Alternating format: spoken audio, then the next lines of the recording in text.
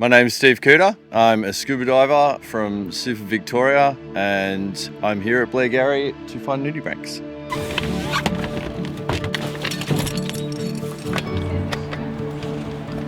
I've done the Nudibranch census for the last couple of years. It incorporates obviously my love of nudibranchs, but I get to share what I find with others, and I think it encourages other people to go out and look for them as well.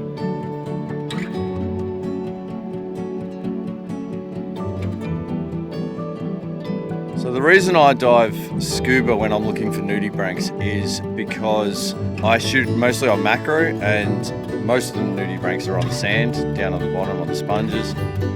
There are a lot on the pylons, but being on scuba just gives you more opportunities to really survey the area and get close to the nudibranchs. Obviously the bright and colourful ones are easy to spot, but often you'll look for smooth areas of sponges or anything that would obviously show a camouflage nudibranch. So some of the harder ones to find obviously match their surroundings.